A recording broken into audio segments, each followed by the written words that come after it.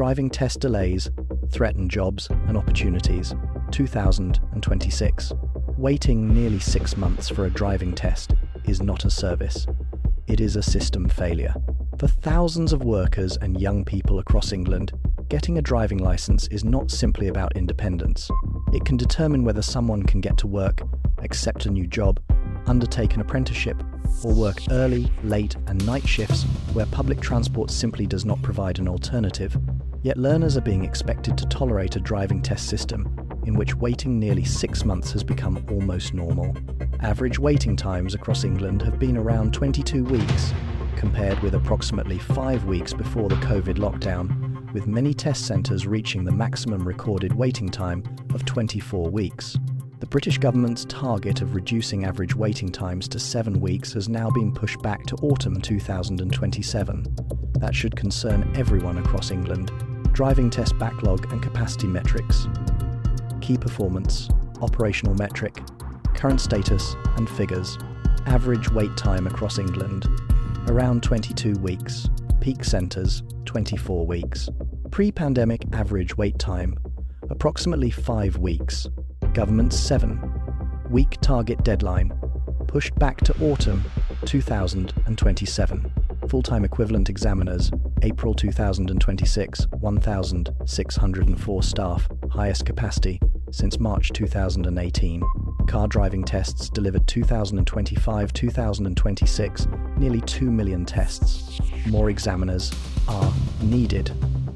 The British government and the Driver and Vehicle Standards Agency have increased examiner numbers and testing capacity. By April 2026, there were 1,604 full-time equivalent driving examiners, reportedly the highest examiner capacity since March 2018. Almost 2 million car driving tests were delivered between April 2025 and March 2026. But if learners are still waiting months for an appointment, clearly more needs to be done. The Workers of England Union believes more examiners need to be recruited and retained, particularly in areas suffering the longest delays. 5 and 6 month waits cannot continue to be explained away as a COVID lockdown problem 6 years later. This has become a question of capacity, investment, and long-term planning. New booking rules and anti-exploitation measures. The booking system has also been overhauled. Booking changes limit. Learners are now limited to 2 changes to an existing booking. Direct booking only. Only the learner can book and manage their car driving test. Ban on third-party bots. Unofficial cancellation services and automated systems that scan the DVSA booking system are strictly prohibited. Geographic booking restrictions. Restrictions on how far learners can move an existing test generally limit changes to nearby test centres. These measures are intended to stop bots, brokers, and unofficial operators exploiting shortages.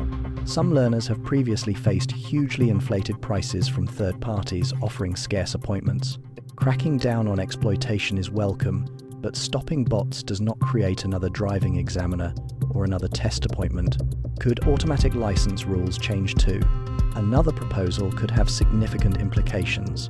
The AA has called for people who pass their driving test in an automatic car to be allowed to drive a manual after completing a short conversion lesson, suggested as around 1 hour, instead of taking another practical driving test.